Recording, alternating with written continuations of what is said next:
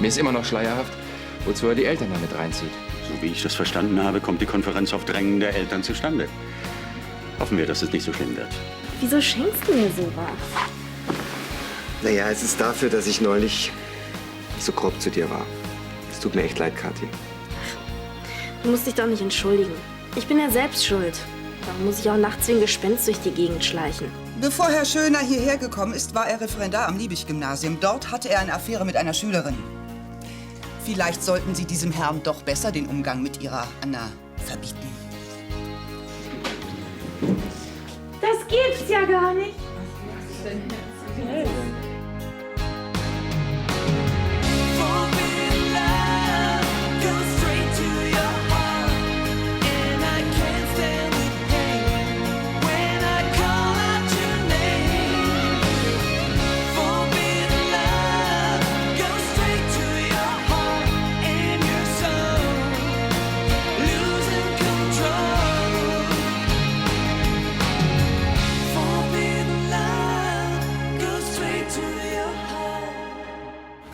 Herzlichen Glückwunsch.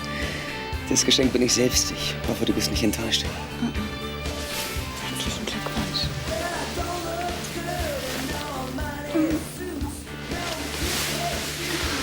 Komm rein. Schaut mal, wer da ist. Hi. Was für eine geile Überraschung. Hallo. Alles Gute, Mensch. Danke. Ich würde erstmal viel lieber auf Julia anstoßen. Gibt's nichts zu trinken? Doch, klar. Champagner? Wenn du hast. Sicher. Ist noch eine Flasche Champagner offen? Ja, bestimmt. Ich habe gerade neuen aufgemacht. Wie geht's dir so, Mann? Was macht das Studio? Ja, alles klar soweit. Jan hat heute auch Geburtstag, Tim. Ach nee. Ja. Gratuliere. Danke. Ja, dann wollen wir mal hier nicht länger rumstehen. Ich finde, jetzt sollten wir endlich über diesen Herrn Schöner abstimmen. Jetzt wissen wir ja wohl genug. Moment. Was die Frau Gassner da behauptet, das ist ein Gerücht. Weiter nicht. Oder wissen Sie etwas darüber, Herr Dr. Becker? Nein, aber das will ja nichts heißen. Woher haben Sie das überhaupt? Von meiner Nachbarin. Von Ihrer Nachbarin, ja. Das ist allerdings eine äußerst zuverlässige Quelle. Die Nachbarin hat es von einer Freundin natürlich. Die wieder von einer Nachbarin. Man kennt es. Herr Brandner, die Enkelin meiner Nachbarin geht auf die Liebig-Schule und ich habe selbst mit dem Mädchen gesprochen. Und wie alt ist dieses unglückselige Geschöpf, wenn ich fragen darf? 12, vielleicht 13. Also fast noch ein Kleinkind zu dem Zeitpunkt dieser angeblichen Affäre. Na, und auch eine 11-Jährige bekommt Dinge mit, die in der Schule passieren. Ich weiß das nicht, Frau Gassner. Kinder können oft zwischen Schein und Wirklichkeit nicht unterscheiden. Ich halte das Ganze für einen bösartigen Klatsch. Ich finde, wir sollten uns ausschließlich auf die Fakten konzentrieren. Herr Schöner ist ein guter Lehrer und Anna ist volljährig. Trotzdem hat der Herr Schöner ein Verhältnis mit einer Schülerin. Und darum geht's doch hier, nicht wahr? Deshalb soll der Kerl von der Schule verschwinden. Wer ist dafür? Ja, einen Augenblick, so geht es doch nicht, meine Herrschaften. Seit wann entscheiden denn Eltern über Lehrer? Na, hören Sie mal! Ich will nicht, dass sich so ein Strolch an meine Tochter ranmacht! Ja, genau. Ich soll doch mal wagen. Also ich bin auch dafür, dass wir zur Abstimmung schreiten. Ja, aber wozu denn? Das ist doch nur Stimmungsmache. Die Entscheidung darüber, was mit Herrn Schöner passieren wird, wird ja woanders getroffen, oder? Trotzdem bin ich für eine Abstimmung. Ob ich die Sache fallen lasse oder ans Kultusministerium weiterleite, werde ich später entscheiden. Also, wer ist dafür, dass Herr Schöner unsere Schule verlassen muss?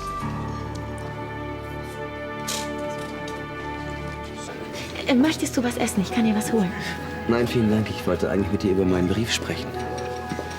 Wieso? Was ist damit? Ich möchte nicht, dass du irgendwas falsch verstehst. Das mit der Adoption, das war nicht wortwörtlich gemeint. Ich habe eigentlich mehr so eine Art Vision gehabt. Das war ein Traum. Träume sind so wichtig. Ich fand ihn jedenfalls sehr schön. Du warst nicht sauer? Sehe ich so aus? Nein, überhaupt nicht. Du siehst bildschön aus. Bildschön. Jedenfalls habe ich mir über alles Gedanken machen können. Und ich finde, dass Tim und du wirklich gut zusammenpasst. Ihr seid ein schönes Paar. Julia, kannst du kurz mal kommen? Ich finde den Wein nicht. Er ist im Gemüsefach. Ich zeig's dir. Ich komme gleich wieder. Okay. Okay.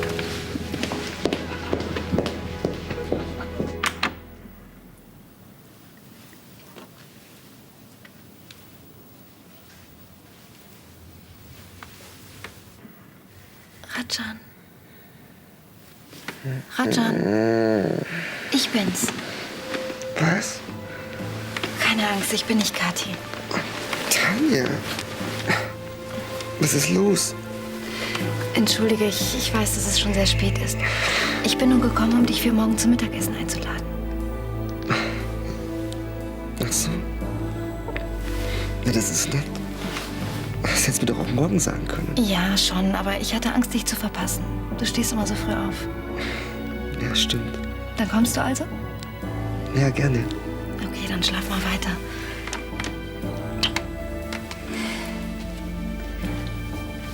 Und träum was Schönes.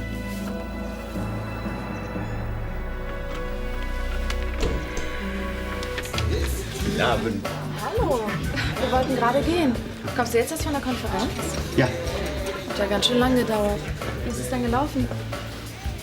es wäre besser gelaufen, wenn Sie mich besser informiert hätten. Wo ist Julia? Ich möchte ihr... Nee, warte mal. Wir sitzen hier den ganzen Abend wie auf heißen Kohlen. Was war denn los? Ja, es ist nicht besonders gut gelaufen. Scheiße. Ja, das war's. Warum haben Sie mir nichts gesagt? Was meinen Sie? Bei sich zu Hause habe ich Sie gefragt. Sie erinnern sich, ob es irgendetwas in Ihrer Vergangenheit gäbe, was ich wissen müsse. Ja. Sie haben Nein gesagt. Und nun muss ich mich fragen, wer in dieser verdammten Geschichte gelogen hat. Moment mal, was hat denn das zu bedeuten? Was hätte Paul dir sagen müssen? Diese Frau Gassner behauptet, Paul hätte schon mal eine Affäre gehabt mit einer Schülerin. Am Liebig-Gymnasium. Was? Eine Lobeshymne auf Sie und Ihre Fähigkeiten blieb mir im Hals stecken. Wie der Ochs vorm Berg stand ich. Stimmt das? Papa, da bist du ja endlich. Jan, mein Junge, was machst du denn hier? Ich denke, du bist in Aspen, Colorado. Ich kann doch meine Schwester nicht alleine fallen lassen, oder? Komm doch erst mal rein. Julia wartet schon sehnsüchtig auf dich. Junge, ich gratuliere dir.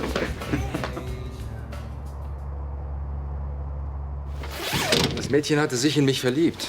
Ich wollte überhaupt nichts von ihr. Dann hat sie diese bescheuerte Geschichte in Umlauf gesetzt. Das ist ja wirklich eine Sauerei. Das kann ich dir sagen.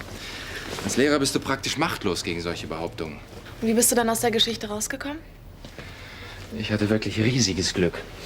Es ist nämlich gerade noch rechtzeitig rausgekommen, dass sie die gleiche Masche schon mal mit einem Referendar durchgezogen hat. Mhm. Der Direktor hat dann auch gleich eine offizielle Erklärung abgegeben, dass an den Beschuldigungen nichts dran ist. Deswegen habe ich Arno auch nichts davon erzählt. Naja, aber du kannst auch nicht ahnen, dass die Gassner mit so einer alten Geschichte daherkommt. Eben. Aber solange du mir glaubst, ist mir die Gassner auch egal. Natürlich glaube ich dir. Was denkst denn du?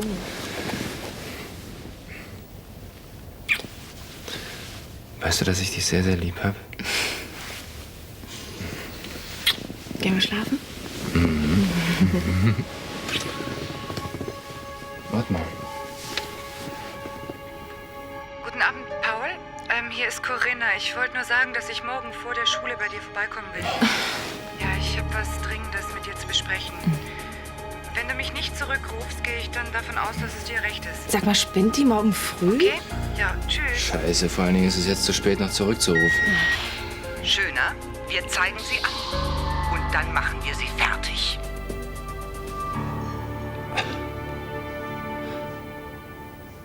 Es war wirklich eine klasse Party. Vor allem als Gero und Ramon den Stern und Schwan getanzt haben. Ein Bild für die Götter. Ja, das stimmt. Aber das Beste war dein Auftritt. Soll ich dir was sagen? Die Idee war geklaut aus der Werbung. Macht nichts. Ich fand's trotzdem klasse. Ah, das ist bestimmt ein Taxi. Ja, Also, Bruderherz, komm gut nach Hause und melde dich bald bei mir. ja, das mache ich. Okay. Tim, vielen Dank für Speis und Trank. Also, tschüss ihr beiden. Ciao. Na endlich. Ich dachte, der geht gar nicht mehr. Na, hör mal. Ich habe ihn ewig nicht gesehen. Und außerdem war heute auch sein Geburtstag. Ja, ist schon gut. Ich räume dann schon mal ein bisschen auf. Was jetzt noch? Es ist 2:45, Tim. Ja, du kannst ja schon ins Bett gehen. mal mitkommst. Ja, dann räumen wir morgen auf. Ja.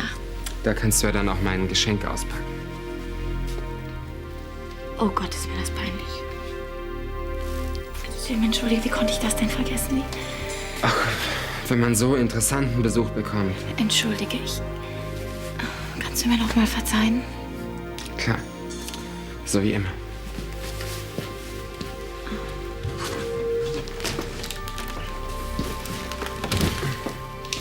Alles Gute zum Geburtstag. Mann, ist das groß. Was ist denn da dran? Schau rein. Mach ich. Wie spannend.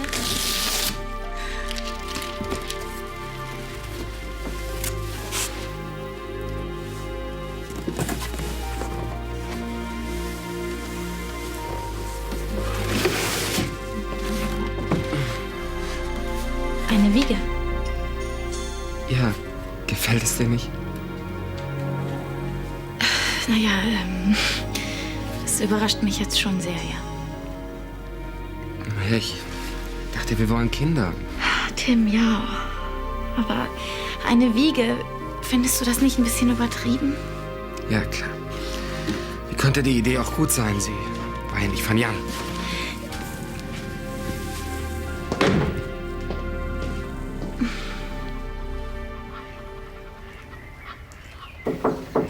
Wer ist da? Ich bin's. Rajan.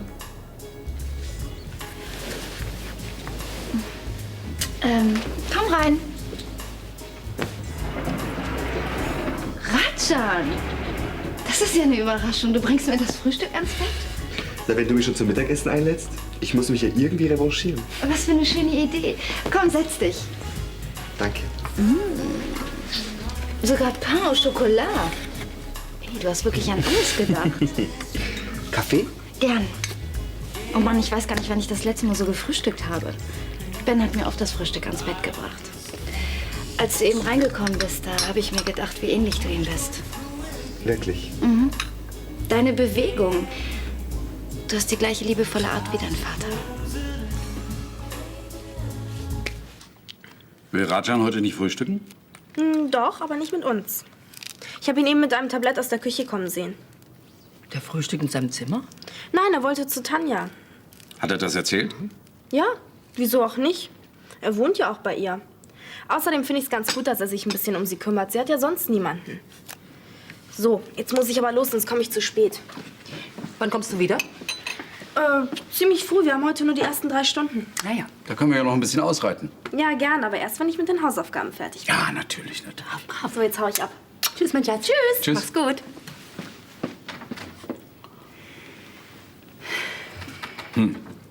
Sie scheint ja wirklich über Rajan hinweg zu sein. Sie war überhaupt nicht eifersüchtig auf Tanja. Nein. Zumindest lässt sie sich nicht anmerken. Mhm. Du warst das. Das glaube ich einfach nicht. Weißt du, auf was du damit angerichtet hast? Ja. Und es ist mir peinlich.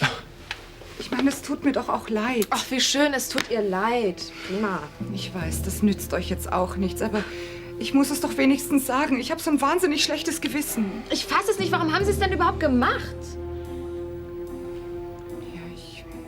Ich war eifersüchtig. Siehst du, ich habe dir von Anfang an gesagt, dass sie hinter dir her ist. Ich habe mich da in was reingesteigert. Es hat mich einfach wahnsinnig gemacht, dass du eine andere hast und dann ausgerechnet auch noch Anna. Ja. Du hast so getan, als wäre ich völlig bescheuert. Aber war es genauso, wie ich es gesagt habe, ne? Ich glaube das einfach nicht. Ich dachte, wir wären einfach nur gute Freunde. Was wollten Sie denn eigentlich mit dieser Aktion bezwecken? Dass ich allein von der Schule fliege und Sie sich dann an Paul ranmachen können? Ja, nein, ich meine, ich fürchte, ich habe mir gar nichts dabei gedacht.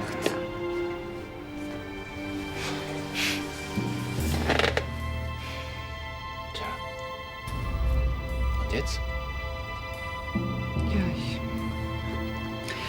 ich werde mich versetzen lassen. Ich meine, da muss ich euch wenigstens nicht jeden Tag sehen. Ja, das ist aber auch das Mindeste, was Sie tun können.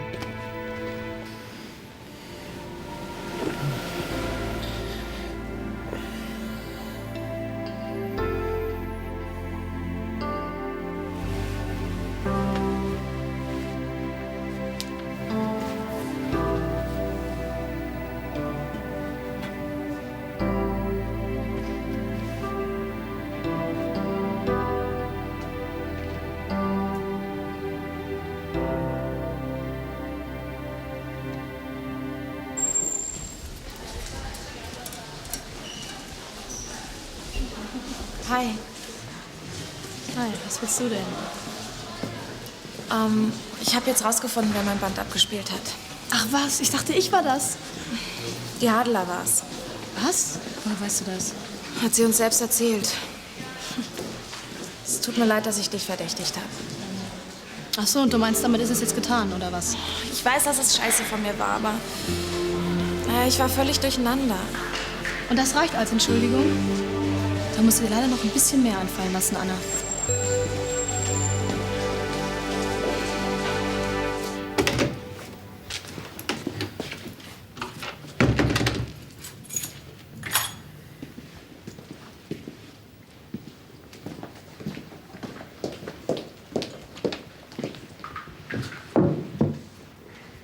Es tut mir leid wegen der Wiege.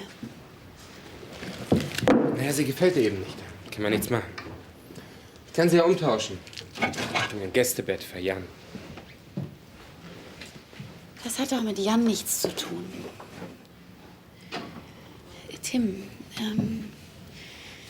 man schenkt einer Frau einfach keine Wiege, solange sie nicht schwanger ist. Im Grunde genommen nicht mal, wenn sie schwanger ist. Wieso?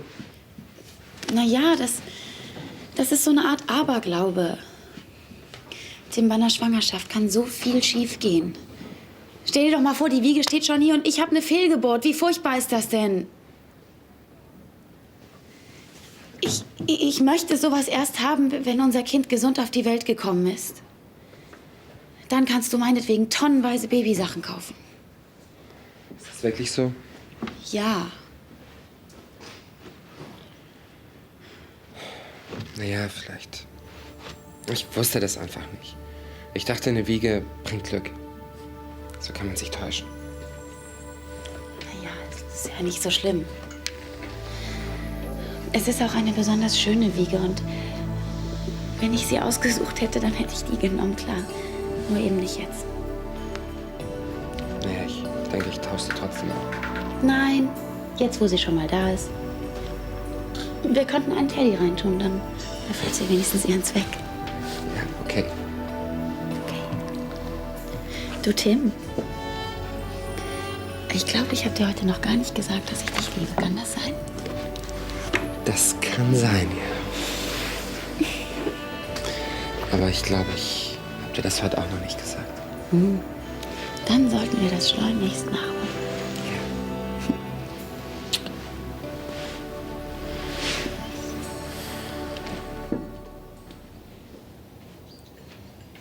Hey, da bist du ja. Komm rein, ist das schon alles vorbereitet? Würdest du dir was ausmachen, wenn ich noch jemanden zum Essen mitbringe? Jemand mitbringen? Hallo Tanja. Kathi, du bist wieder hier? Das ist ja eine Überraschung. Naja, dann haben wir wirklich was zu feiern. Setzt euch. Ich sag nur schnell Bescheid, dass ein drittes Gedeck aufgelegt wird. Holst du Kathi einen Stuhl? Gut, ich bin gleich wieder da.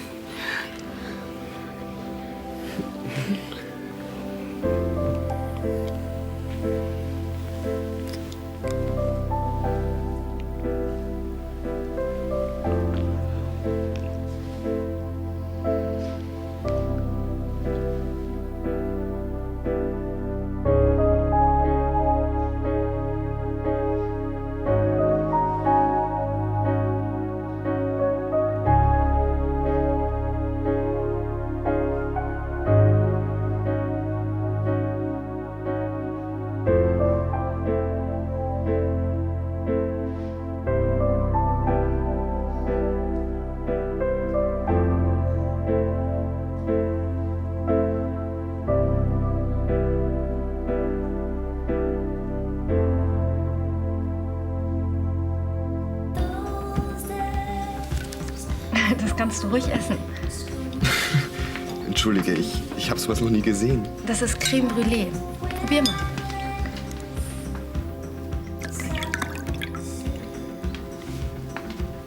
Und? Schmeckt wirklich gut. Alles andere hätte mich auch gewundert. Ben war auch ein richtiges Süßmäulchen. Du bist genau wie dein Vater. Wirklich? Mhm. Er konnte an keinem Dessert vorbeigehen. Bei Pralinen war das genauso. Leider. tut mir leid. Manchmal sind die Erinnerungen einfach so stark. Aber lassen wir das. Heute wollen wir fröhlich sein. Jetzt, wo du wieder hier bist. Es war eine ausgezeichnete Idee von dir, Kathi mitzubringen. Haben Barbara und Christoph dir eigentlich meine Grüße ausgerichtet? Ich habe gestern nach dir gefragt. Ja, das haben sie mir erzählt. Da wusste ich noch nicht, dass du wieder zurück bist. Hat Rajan dich überredet? Gut gemacht. Wisst ihr, wenn ihr nicht wärt, dann würde ich mir hier draußen doch oft recht verloren vorkommen. Barbara und Christoph sind ja doch was älter und für vieles haben sie einfach kein Verständnis. Deshalb freue ich mich auch sehr, dass du wieder da bist. Wisst ihr was? Wir können ja mal zusammen ausgehen. Zum Tanzen oder irgendwie auf ein Konzert. Ich krieg über AMG laufend Karten und Einladungen. Was haltet ihr davon? Ja, das ist mal eine gute Idee. Ich bin dabei. Super. Dann miete ich uns eine riesen Limousine mit eingebautem Fernseher, Bar und allem Pipapo. Und dann machen wir eine Sause. Nur wir drei. Das wird bestimmt ein Riesenspaß.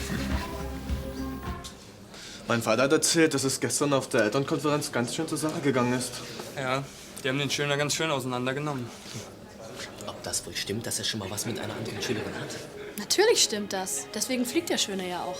Würde mich nicht wundern, wenn das heute die letzte Stunde von ihm gewesen wäre. An Ihrer Stelle würde ich mich nicht zu früh freuen, Lena. Bis zu den Zeugnissen bin ich bestimmt noch da. Herr Schöner, ich habe Sie gar nicht kommen hören. Das habe ich gemerkt. Wie Sie bestimmt alle schon gehört haben, hat gestern eine Konferenz stattgefunden, zu der ich leider nicht eingeladen war. Sonst hätte ich Ihrer werten Frau Mutter nämlich sagen können, wie die Geschichte mit dieser Schülerin gelaufen ist, Lena. Vor allem hätte ich dann Herrn Becker gesagt, dass es kein Gesetz gibt, das die Beziehung zwischen Anna und mir verbietet. Frau Konrad ist volljährig. Sie kann tun und lassen, was sie will. Aber Sie sind doch Ihr Lehrer. Das tut nichts zur Sache, Gerolf. Ich werde mich dem Druck nicht beugen, egal wie viele Konferenzen Herr Becker noch einberuft. Ich werde hier bleiben.